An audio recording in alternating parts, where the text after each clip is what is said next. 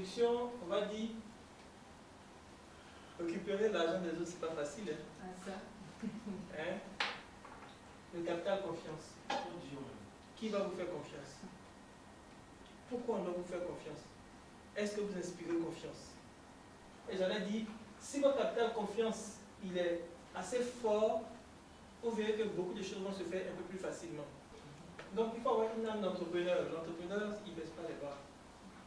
Ça peut être dur, le business peut se fermer carrément. Il faut avoir des difficultés énormes. Mais l'âme d'entrepreneur est toujours prête. La première opportunité, il rebondit.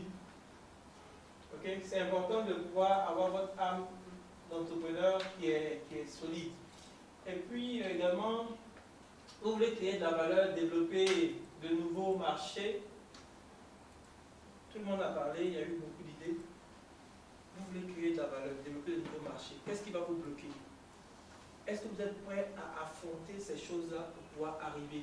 Et l'investisseur va venir, sa problématique c'est de dire, qu'est-ce que celui-là apporte réellement? Qu'est-ce qui est si différent qui fait que je dois investir dans ce business?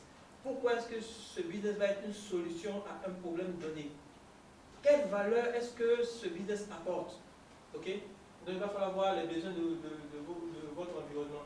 Les pratiques et méthodes d'hier vous semblent peut-être dépassées. Effectivement, aujourd'hui on parle d'éducation. Je crois qu'il y a 2 ou 3 personnes qui interviennent dans l'éducation. Hier c'était les livres, il fallait bosser. Aujourd'hui, Internet a pris le pas. De plus en plus, tout se fait en ligne. Donc, est-ce qu'il faut rester toujours dans les livres? Une école dira oui, une autre école dira non, allons-y avec la technologie. C'est comment choisir le type d'investisseur adapté à son projet, à son profil et comment les approcher. Selon vous, quel est l'élément que vous devez prendre en considération pour choisir votre investisseur? Le pouvoir financier. De votre expérience, le pouvoir financier de la personne, ok? Pour moi, il faut d'abord qu'il ait les sous. Oui. Ensuite, qu'il regarde dans la même direction que moi. Oui. Sinon, ça ne peut pas marcher. D'accord. Voilà, moi, c'est vraiment les deux. D'accord. Oui. Bon, moi, c'est vrai, ça dépend. Et moi, je vais apporter une solution à la population en faisant mon activité. Est-ce que cette solution, l'investisseur, lui, il est dans ce cadre de cette solution? Parce que c'est par là, c'est la vision en fait. D'accord. Donc, il se trouve là que les investisseurs sont choisis le type, en fait, les entrepreneurs sont choisis le type d'investisseur adapté à leur profil, okay, à leur entreprise, à leur activité, et comment les approcher. Les investisseurs aussi, de leur côté, ils cherchent également le type d'entrepreneur. Il y a besoin de faire rentrer les deux dans un marché. Hein? Au marché, je vends, j'achète, je vends. Et comment créer ce marché-là?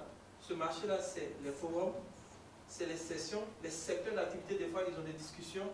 Il y a des discussions, par exemple, forum de l'énergie, forum de l'agriculture, le plan national de développement en Côte d'Ivoire, il y a le plan national de développement de tel secteur. Okay? C'est des cadres, différents cadres, où les entrepreneurs et les investisseurs peuvent se rencontrer. Des fois, il y a des salons de business angel également, où on envoie différents entrepreneurs et puis différents investisseurs sont assis là, ils écoutent, et puis bon, après chacun dit, moi je veux aller avec ce monsieur-là parce que son business m'intéresse. Okay? Donc, il y a besoin d'une plateforme. D'après vous, quels sont les types d'investisseurs qui existent? Moi, je pense qu'il y a 2 types d'investisseurs. Oui. Il y a le porteur de projet lui-même, Oui. que je considère comme étant l'investisseur interne. Oui. Et puis, il y a ceux qui ne sont pas au départ du business et qui vont le rejoindre dans le courant dans sa marche. Voilà, qui viendront de l'extérieur. Pour moi, je peux catégoriser ça comme ça. On a les financiers, les banquiers, la banque.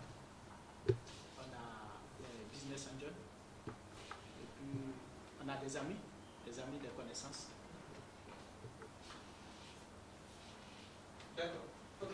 Donc, pour moi, il est important de ne pas se fermer. Le premier investisseur, c'est l'apport personnel. Combien je mets dans mon business? Je mets du temps de travail, je mets mes nuits blanches, je mets mon intelligence, je mets mon temps de travail, je mets mes ressources, je mets ceci, je mets cela. Je parle à ma femme, je parle à mon mari, je parle à mes enfants, je parle à mon père, à ma mère, ainsi de suite. Tout cela, il ne faut pas les négliger, ils sont importants. Okay? Si vous vous imaginez en train de faire un business et que vous deviez vous-même aller laver les enfants, faire ceci, faire cela, vous n'aurez pas capacité à vous concentrer sur votre business. Mais si votre épouse est là en train de faire ça, elle participe à votre business. Okay? Elle est investisseuse dans le business parce qu'elle vous donne le temps de réfléchir sur le business. C'est important, nous ne négligeons pas ça. Ok? Ok? C'est bon pour tout le monde? Il faut dire que tout le monde peut investir dans notre business. Quand on est entrepreneur, on a tout le monde. On a l'apport personnel, la famille, c'est important. Vous allez dire à votre fils ou à votre fille ou à vos enfants, écoutez, papa a besoin de se concentrer ce soir parce qu'il doit sortir une proposition d'affaires. Donc aujourd'hui, il n'y a pas de football ce soir, il n'y a pas de télé ce soir. Tu vas t'amuser là-bas, je travaille, il va comprendre. Donc il est un investisseur parce qu'il a donné le temps de faire la proposition technique. Ok? La famille, c'est là où, j'allais dire, vos premières ressources se trouvent. La ressource émotionnelle, l'entrepreneur a besoin de beaucoup de ressources émotionnelles. Parce que dehors, en fait, des fois, il y a la bataille, elle est dure, elle est serrée. Et quand l'entrepreneur sort de la bataille, monsieur, ça va? Je suis carrément abattu. L'investisseur de ce soir que j'ai rencontré, il m'a descendu mon business, il m'a cassé le moral. Et puis maintenant, monsieur qui remonte le moral à madame, lui dit, ah écoute chérie, tu sais, c'est vrai, c'est compliqué, mais je suis sûr que tu peux arriver. Non, mais c'est qu'un entrepreneur, un investisseur, il y en a plein d'autres dehors qui t'attendent. Allez, vas-y. Donc c'est des investisseurs dans votre business, ne les négligez pas. Peut-être que ce n'est pas financier tout de suite, mais considérez cet investissement-là. Ok?